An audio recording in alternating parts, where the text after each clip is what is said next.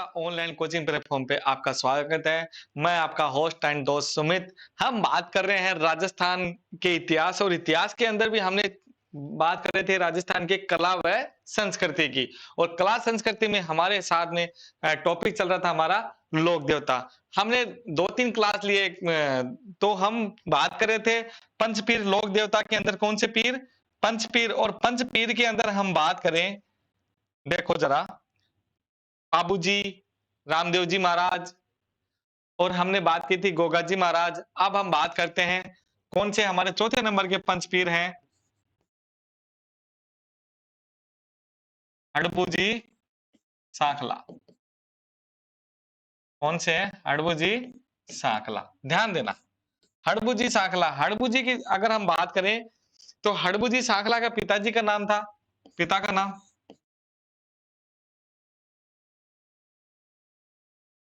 मेहाजी सांखला। पिता का नाम क्या है? मेहाजी सांखला।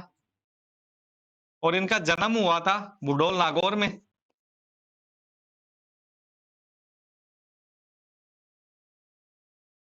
बुडेल लिख लो आप, बुडोल नहीं, बुडेल नागौर। जन्म कहाँ हुआ था इनका? बुडेल नागौर में।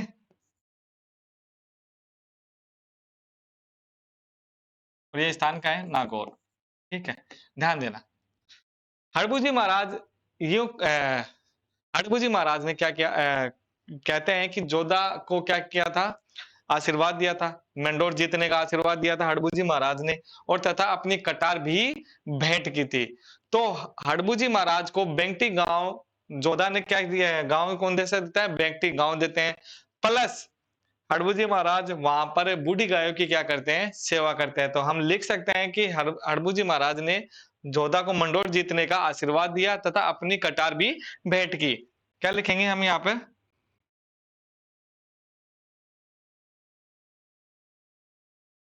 हड़बू जी ने जोधा को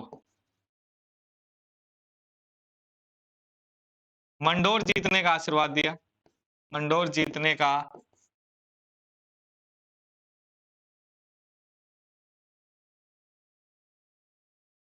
आशीर्वाद दिया।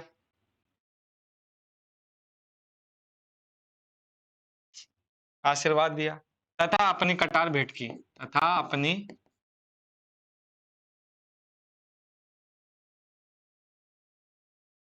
भेंट की। बात आ गई यहाँ पे। आगे चलते हैं, देखते हैं। जोधा ने इन्हें बेंगटी गांव दिया।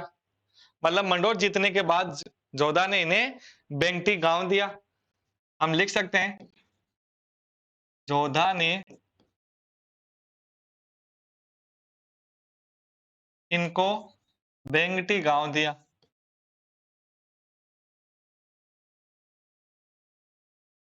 गांव दिया। ठीक है।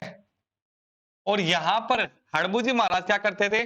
जो बूढ़ी गायें होती थी उनकी सेवा करते थे बेंगटी गांव में। मतलब हम लिख सकते हैं यहां पर हड़बू जी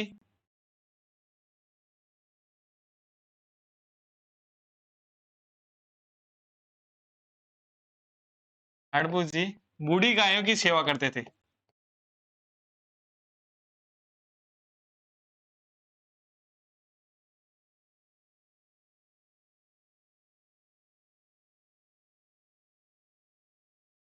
आज भी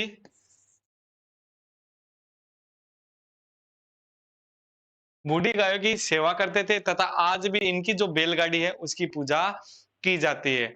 आज भी इनकी, यहाँ पर इनकी जो बैलगाड़ी उनकी पूजा की जाती है, ऐसा लिख सकते हैं हम यहाँ पर।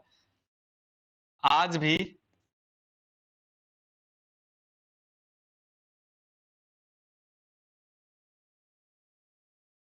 यहाँ पर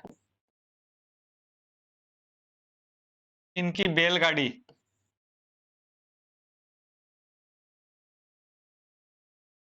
की पूजा की जाती है। क्या की जाती है? पूजा की जाती है।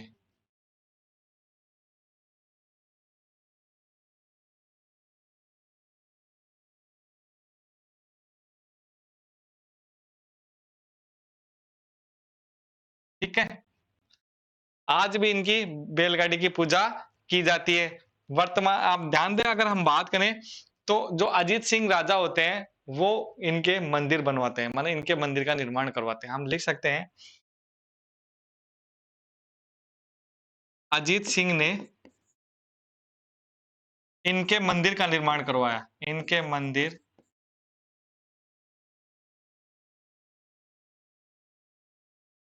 निर्माण करवाया। एक बात और ध्यान रखना, ये रामदेव जी के मौसेरे भाई भी थे। ये रामदेव जी के क्या थे? मौसेरे भाई। हम लिख सकते हैं, हड़बू जी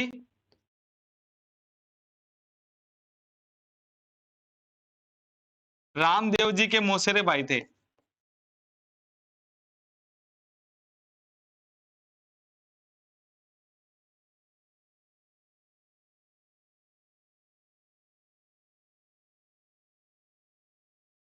ठीक है, यहां तक आएगा समझ में? कि हड़बू जी महाराज के बारे में कहा जाता है कि ये एक भविष्य वक्ता थे, क्योंकि आगे इनको पहले से पता लग जाता था। एक बात तो ये, प्लस हड़बू जी महाराज जोधा को क्या देते हैं? आशीर्वाद देते हैं मंडोर जीतने का, क्योंकि लाख कोशिश करने पर भी जो जोधा थे, वह मंडोर जीत नहीं पा रहे थे। हम बात करें कि अगर उनके काल की अगर हम बात करें कि जो राव जोधा थे, वो क्या करते थे, मतलब अपने मंडोर को प्राप्त करने के लिए, क्योंकि मंडोर उस समय किसके अधीन था? मारवाड़ के, सॉरी, मेवाड़ के। तो मेवाड़ के जब अधीन था, तो वो कितनी कोशिश करने के बाद भी वो उसको जीत नहीं पा रहे थे। बाद में धीरे-धीरे वो एक-एक करके, लेकिन जब उनको ये पता चलता है कि हड़बू जी महाराज क्या करते हैं, एक भविष्य वक्ता है, मतलब इनका जो वचन है वो मिथ्या, मतलब झूठ नहीं जाता है। वो कहता है ना, मेरा वचन ही शासन है, तो इनका जो वचन है वो सच माना जाता है। तो हड़बू जी महाराज से राव जोधा मिलते हैं, मतलब जोधा जी बोलते हैं, और जोधा जब मिलते हैं तो उनसे दंडवत होके प्रणाम करते हैं, और प्रणाम करते हैं तो बोलते हैं, फिर हड़बू जी महाराज उनको आशीर्वाद देते हैं कि ये मेरी कटार लेके जा, और कटार लेने के बाद और आप मंडोर क्या हो जाएंगे? फतेह कर लेंगे, मतलब जीत जाएंगे। उसके बाद उनकी जो कटार थी, और उस कटार से ही वो युद्ध लड़ते हैं और वह मंडोर को जीत लेते हैं। तो हम लिख सकते हैं कि हड़बू जी महाराज भविष्य वक्ता भी थे। क्या लिखेंगे हम? हड़बू जी महाराज भविष्य वक्ता भी थे।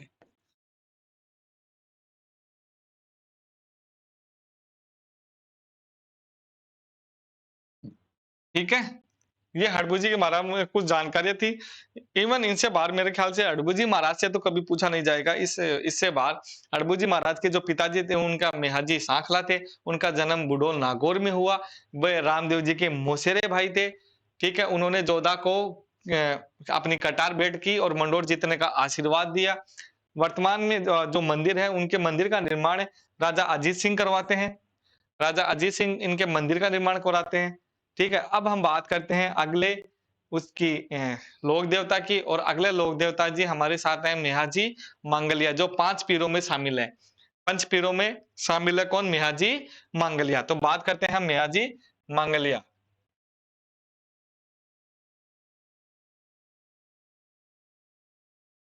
मेहाजी मांगलिया, सुनना जरा। इनका अगर हम जन्म माने, बापनी गांव जोधपुर, कहाँ हुआ इनका जन्म?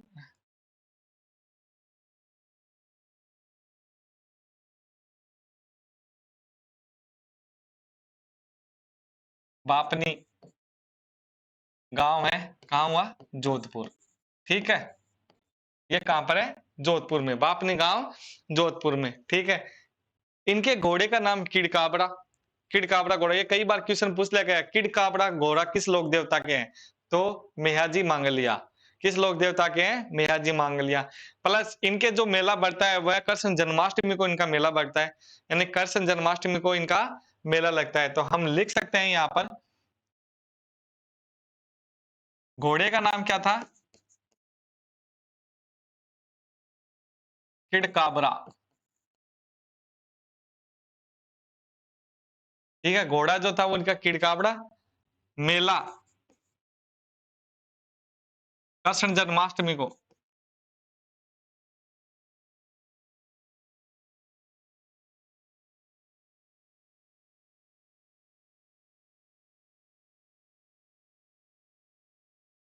इनका मेला कब लगता है? कृष्ण जन्माष्टमी को। जन्म बापनी गांव जोधपुर, घोड़ा किड़कावरा, मेला कृष्ण जन्माष्टमी को लगता है। इनके भोपों की वंशवृद्धि नहीं होती है। वंशवृद्धि का मतलब ये रहता है इनके भोपे विवाह नहीं करते हैं, तो वंशवृद्धि नहीं होती है। तो हम लिख सकते हैं इनके भोपों की क्या नहीं होती है?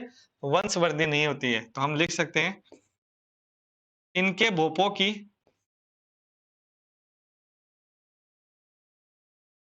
वंशवृद्धि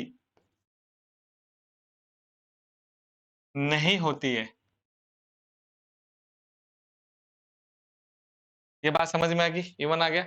इनके भोपों की वंशवृद्धि नहीं होती है। प्लस एक और ध्यान देना, ये जैसलमेर के राणक भाटी से, ये जैसलमेर के राणक भाटी से युद्ध करते हुए शहीद हो गए। ये जैसलमेर के राणक देव भाटी से क्या हो गए? युद्ध करते हुए शहीद हो गए। तो हम लिख सकते हैं जैसलमेर के राणक देव भाटी, देव भाटी से युद्ध करते हुए शहीद हो गए। युद्ध करते हुए शहीद हो गए।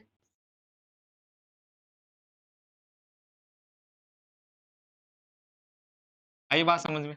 ये लो मैया जी मांग लिया। ये इनकी जानकारी है। इनके बारे में कई बार सिर्फ इनके घोड़ों के बारे में पूछा जाता है। इनकी जो सवारी यानी किड़कावड़ा,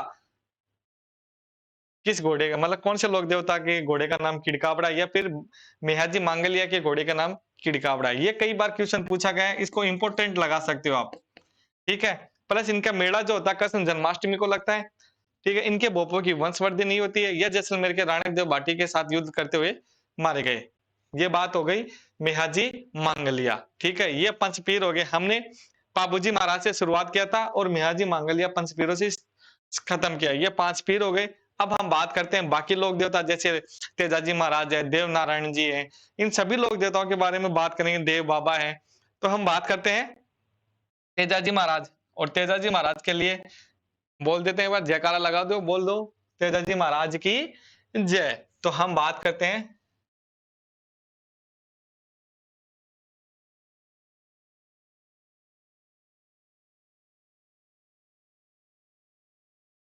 तेजाजी। ठीक है। अब सुनना जरा, तेजाजी का पिताजी का नाम हम बोलते हैं ताड़जी जाट। मतलब तेजाजी का जो जन्म हुआ था वह खरनाल मतलब नागौर के एक जाट परिवार में हुआ।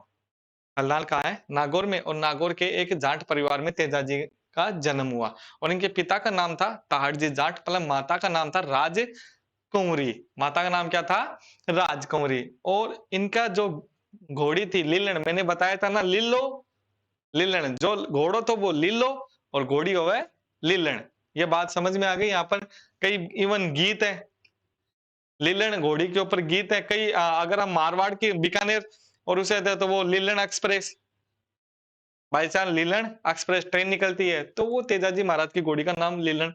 ये बात समझ में आ गई? तो हम लिखना चाहते हैं इनका जो जन्म हुआ वो कहाँ हुआ? खंडार नागौर के एक जाट परिवार में हुआ। तो क्या लिखेंगे हम? जन्म करनाल, और खलनाल कहाँ है? नागौर के एक जाट परिवार में हुआ।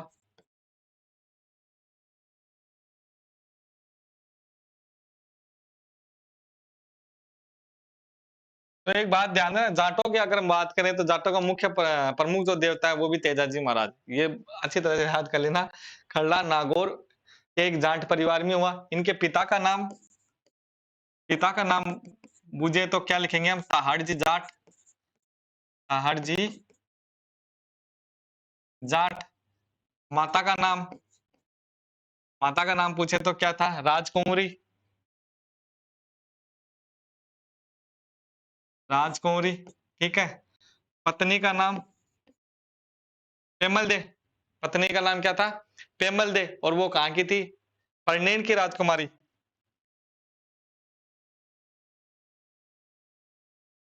पेमल दे कहाँ की थी? पन्नेर। और पन्नेर कहाँ है? अजमेर में। पन्नेर अजमेर। ठीक है। इनके हाँ, एक क्वेश्चन पूछा गया था, इवन इनके जो भोपे होते हैं उनको क्या कहा जाता है? घोड़ला। कि ध्यान क्या क्या कहा जाता है? घोड़ला। तो ध्यान रखना, इनके भोपों को क्या कहा जाता है? भोपों को क्या कहा जाता है? घोड़ला। घोड़ला। ठीक है? सुनना जरा, थोड़ी-सी बातें तेजाजी महाराज के बारे में हम कर लेते हैं। देखो सुनो, तेजाजी महाराज का जो परिवार था, एक किसान परिवार था। किसान परिवार था, संपन्न था, और तेजाजी महाराज की जो शादी हो गई थी, वो बचपन में हो गई थी। कब हो गई थी? बचपन में। इवन के पहले जो शादियाँ होती थी, वो बचपन में हो जाती थी, और मुकलावा उनका बाद में होता था। मुकलावा उनका बाद में होता था। ऐसे ही तेजाजी महाराज की जो शादी हो गई थी, वो पेमल दे के साथ हो गई थी। किसके साथ हो गई थी? पेमल दे के साथ, और पेमल दे के साथ हो गई थी बचपन के अंदर, इनका मुकला हुआ था बाद में। तो हम बात करते हैं तेजाजी महाराज कि जब तेजाजी महाराज जब बड़े हुए, तो समझो किसान परिवार था, तो खेतों में ही काम होता था। इवन खेतों में ही काम होता था हमारा तो। तो जब वो खेतों में, इवन खेतों में जाते थे, हल जोते थे, और वो जो अपनी घर की, जो हम बोल सकते हैं अ, घर की जो महिलाएँ होती थी, वो क्या करती थी? वो बाद में, मतलब सुबह-सुबह ये जाते थे, सुबह या दोपहर को ही काम, दोपहर को रेस्ट करना, शाम को वापस खेतों में करना, और सुबह जाते शाम तक खेतों में रहते थे, हल जोतना। पहले कौन से ट्रैक्टर-वैक्टर थे, मतलब यही अपन यही ऊँटों से, या फिर जो बोलते हैं हम बैल से हल हल जोतते थे। तो उसके आधार पर तेजाजी महाराज क्या करते थे? हल जोतते थे खेतों के अंदर, और उस खेतों के अंदर जोतते समय एक दिन उनकी जो भाभी थी, उनसे वो खाना लाने में क्या हो गई? देरी हो गई। क्या हो गई? देरी हो गई। तो उन्होंने कहा, क्योंकि एक तो मतलब अपन बोलते हैं ना, एक तो राजस्थान की गर्मी, ऊपर से फिर भूख, आदमी की आतड़ियाँ तोड़ दे, थाने भी हुई बात को। तो जब उनकी भाभी पहुँचाने में देर हो गई, तो फिर वो पूछ रहे थे, आज तो भाभी साहब बहुत देर कर दी खाना खाने के लिए, और भाभी भी क्या है कि गुस्से में थी।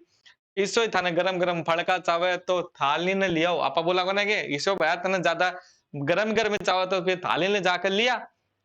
तो ऐसा ही इनकी भाभी इन्हें टोंट मार देती है, और टोंट मारने के लिए वो उसी समय वो टिफिन बंद करते हैं, खाना बंद करते हैं, और कहते हैं कि भाभी अब तो मालिक है, हाथ से ही खावांगा। तो उसी समय तेजाजी महाराज घर पे जाते हैं, और अपना वही दूल्हे का सेहरा सुहाना लगता है। उसी आधार के ऊपर अपनी शेरवानी वगैरह, सेहरा वगैरह पहन के, और अपनी पत्नी को लेने के लिए चले जाते हैं कहाँ? पन्नेर, अजमेर। ध्यान देना। पन्नेर अजमेर के रास्ते के अंदर ही सुरसरा गाँव पड़ता है। क्या? सुरसरा गाँव। कहाँ पड़ता है? सुरसरा, और ये भी कहाँ है? अजमेर में। कहाँ पड़ता है? सुरसुरा गाँव, और ये कहाँ पड़ता है? अजमेर में। तो ध्यान देना मेरी बात। सुरसरा गाँव में क्या होता है कि लाचा नाम की गुजरी उनकी गायों को ले गए। तो उनकी गायों को जब कोई मतलब गायों को ले गए, क्योंकि पहले गाय ही थी, सबसे बड़ा गोधन अगर हम माने जाए, तो गाय ही थी, और गाय की रक्षा के लिए इवन गाय की रक्षा के लिए कई लोग देवताओं ने अपने प्राण त्याग दिया। हमने पिछले भी पढ़ा था, गायों की रक्षा के लिए गोगा जी महाराज ने गायों की रक्षा की थी, पाबू जी महाराज ने गायों की रक्षा के लिए, तेजाजी महाराज भी अब इवन हम पढ़ेंगे तो गायों की रक्षा के लिए ही। तो जब हम पढ़ते हैं तो वहां पे तेजाजी महाराज जा रहे थे, और जा रहे थे तो उनको जब वो लाछा गुजरी उनके पास आती भागी भागी, और बोलती है कि तू मेरा धर्म का भाई है, और मेरी गाय ले गए हैं डाकू, तू वहां से मेरी गाय को छुड़ा कर लेकर आ। तेजाजी और कोई भी आदमी हो उस समय अगर हम देखें, तो तेजाजी महाराज लाछा गुजरी की गाय को छुड़ाने के लिए जाते हैं, और जब जाते हैं तो इवन रास्ते के अंदर जब देखते हैं कि एक सांप, मतलब वो क्या है, जलने की कोशिश कर रहा था, मतलब मरा हुआ था, जलने की कोशिश कर रहा था। इवन हम कहते हैं कि सांप मरने के बाद उसे जला दिया जाना चाहिए। तो जलाने के बाद क्या है, उसे मुक्ति मिल जाती है, उसका पुनर्जन्म इस सांप में, और अगर उसे जलाते हैं तो वो वापस क्या होता है, जी जाता है, और जी जाता है तो वह कहते हैं ना, सांप सांप की आंखों में छप जाता है कि उसे मारा कौन, तो वो उसे मार देता है। तो जब वो जलने गया तो अपने भाले से तेजाजी महाराज उस सांप को हटा देते हैं, और हटा देते हैं तो उसी समय वो सांप बोलते हैं कि तूने मुझे मुक्ति मिल रही थी, और तूने मेरी मुक्ति का मार्ग रोक दिया, इसकी सजा तुम्हें मिलेगी। तो तेजाजी महाराज बोलते हैं कि जो भी सजा मुझे पता नहीं था, क्योंकि मुझे वापस सांप के जोन में ही आना पड़ा। मुझे पता नहीं था कि ऐसा मैं इसके लिए क्षमा याचना माँगता हूँ, माँगता हूँ। आप दो जो भी सज़ा दोगे मुझे मंज़ूर है। जब मंज़ूर है तो उसने कहा लेकिन इससे पहले मैं लाछा गुजरी की क्या छुड़ाना चाहता हूँ, गाय छुड़ाना चाहता हूँ। लाछा गुजरी की क्या छुड़ाना चाहता हूँ, गाय छुड़ाना चाहता हूँ। तो तेजा वो बोलते हैं ठीक है, तू गाय छुड़ा के तू मेरे पास आएगा। तो तेजाजी महाराज उसकी गाय छुड़ाते हैं, तो तेजाजी महाराज जब गाय छुड़ाते हैं, तो गाय छुड़ा भी लेते हैं, एवं बहुत ज़्यादा घायल हो जाते हैं। क्योंकि तेजाजी महाराज के हर शरीर से क्या निकल रहा था? रक्त बह रहा था, मतलब खून ही खून में पूरे लथपथ हो गए थे। वह तेजाजी महाराज उन लाथा गुजरी की गाय को सौंपते हैं और उधर वापस उसी साहब के पास आ जाते हैं कि ले भाई मैं तेरे पास आ गया। अब तो साहब बोला कि मैं तेरे को डसूँ कहाँ? मेरे पास है क्या? डसने के लिए यही तो, मैं तेरे को डसूँ क्या? तू पूरा ही खून के अंदर है। तो साहब तेजाजी महाराज अपनी जीभ बाहर निकाल के बोलते हैं कि मेरी एक जीभ है, मेरी जीभ है और इस पे तू ढस ले। तो वह कहते हैं कि जीभ साँप के ढकने धँसने से तेजाजी महाराज की मृत्यु हो जाती है और तेजाजी महाराज उसी समय की आज मेरी मृत्यु साँप के डसने से होती है।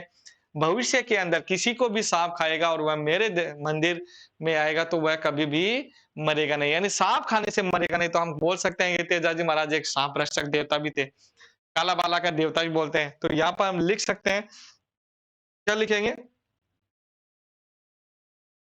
कि जब अपने ससुराल जा रहे थे पढ़नेर, क्या लिखेंगे? ससुराल जा रहे थे पढ़नेर अपनी किसको लेने के लिए?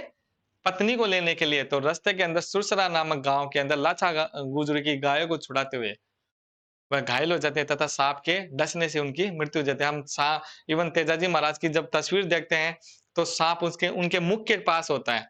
उनके मुख के पास होता है, उनके हाथ में भाला भी होती है, उनके हाथ में तलवार भी होती है। मतलब कमर में देखें तो तलवार, हाथों में भाला, ये सारी इवन तस्वीरें हम देखते हैं तेजाजी महाराज के बारे में। तो ध्यान है हम लिखते हैं, क्या लिखेंगे? कि तेजाजी महाराज कहाँ जा रहे थे? पन्नेर जा रहे थे अपनी पत्नी को लेने के लिए।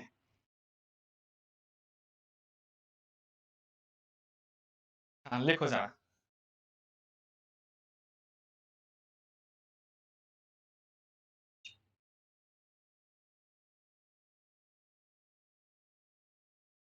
तेजाजी अपनी पत्नी को लेने के लिए,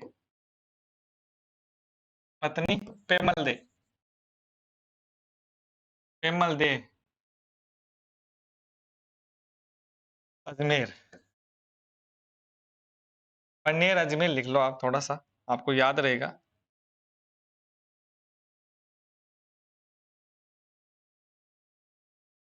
पन्नेर अजमेर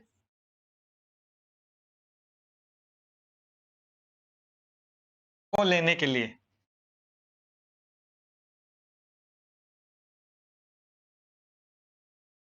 निकलते हैं,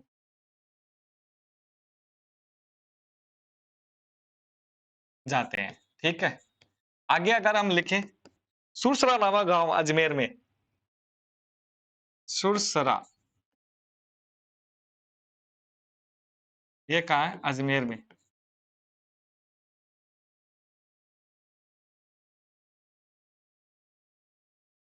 के पास लाछा गुजरी की गायों को,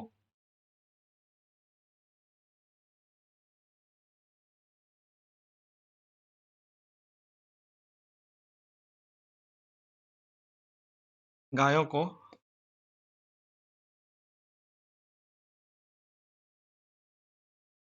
छुड़ाते हैं, छुड़ाते हैं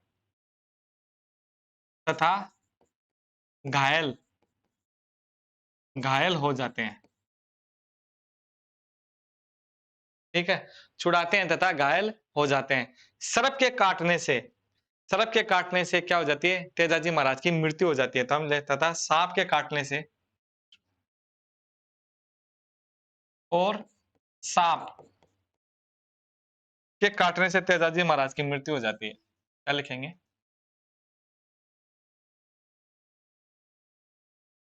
साँप के काटने से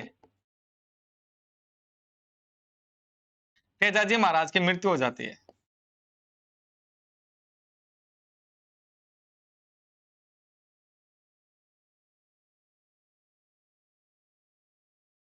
ठीक है?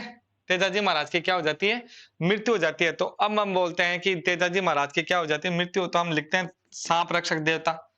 क्या बोलते हैं? तेजाजी महाराज सर्प रक्षक देवता, कर्सी उपारक देवता। क्या बोलते हैं?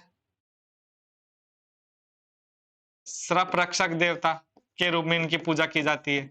ध्यान देना एक तो। सर्प रक्षक देवता के रूप में इनकी पूजा की जाती है। प्लस कर्सी उपारक, हम क्या बोलते हैं? कर्सी उपारक के रूप में इनकी पूजा की जाती है।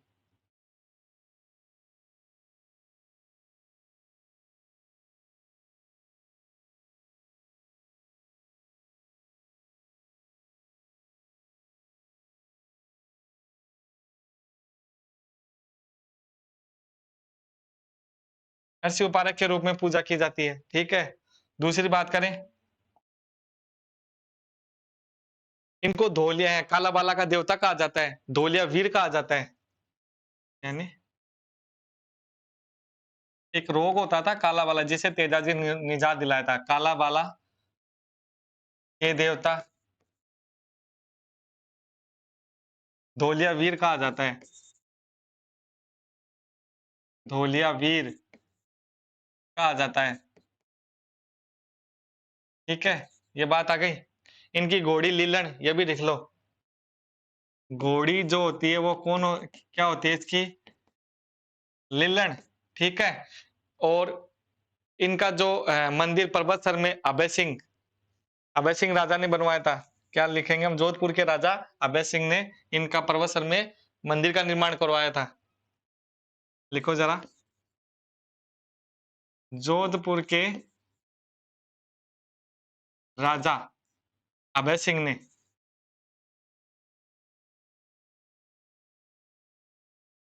कहाँ करवाया था? पर्वतसर।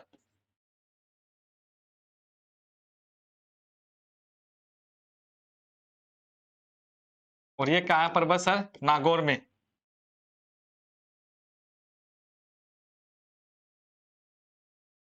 इनका मंदिर बनवाया।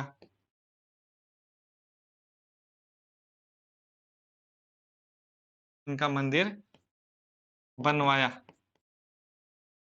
ठीक है। एक बात आएगी, इनकी जो कर्मस्थली, अगर मंदिर दूसरा मतलब एक दुगारी भी देख लेना। बांसी दुगारी भी देख लेना, वो कहाँ है? बूंदी में। तो हम इनको लिख सकते हैं कर्मस्थली। कर्म स्थली। और कर्मस्थली कहाँ है? बांसी दुगारी।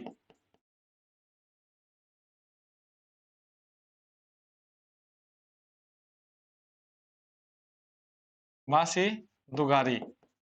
और ये बांसी दुगारी कहाँ है? बूंदी में। कहाँ है?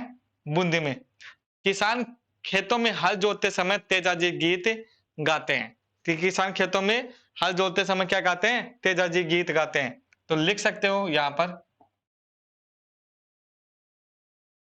अक्सर क्वेश्चन पूछ लिया, किसान हल जोतते समय किस लोक देवता के गीत गाए जाते हैं? तो क्या आएगा उत्तर? तेजाजी महाराज के। किसान हल जोतते समय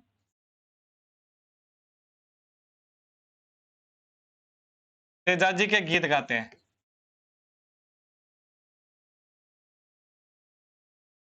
गीत गाते हैं।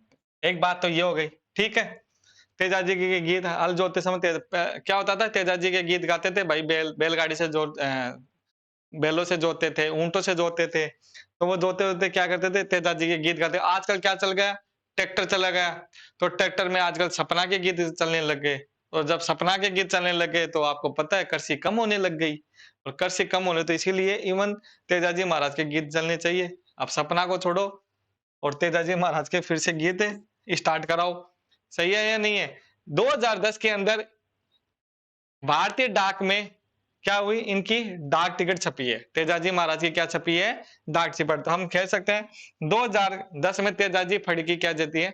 डाक टिकट। 2010 में तेजाजी के ऊपर डाक टिकट छपी है।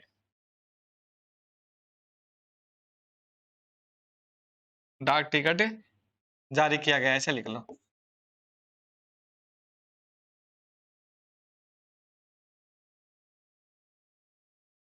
ये लो, तेजाजी महाराज की जय। जहाँ तक हो सके तेजाजी महाराज के बारे में हमने काफ़ी जानकारी प्राप्त कर ली है और मेरे ख्याल से लगता नहीं कि इससे बाहर कोई क्वेश्चन बनेगा। ठीक है, तो तेजाजी महाराज के पिताजी का नाम ताड़जी जाट, माता का नाम राजकुँवरी, पत्नी का नाम पेमल दे, ठीक है, घोड़ी लीलन घोड़ी। इनके भोपों को क्या कहा जाता है? घोड़ला कहा जाता है। क्या कहा जाता है? घोड़ला कहा जाता है।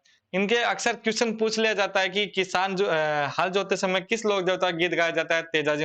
इनके मंदिर के बारे में पूछ लिया गया है। तेजाजी का मंदिर परबतसर के अंदर। तेजाजी का मंदिर क्या है? परबतसर के अंदर है। ठीक है। इनके डाक टिकट 2010 के अंदर डाक टिकट छपी है तेजाजी के ऊपर।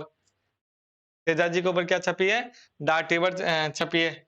ठीक है, अब हम बात करते हैं अगली क्लास में अगले लोक देवता के साथ। तब तक के लिए खमा गणी।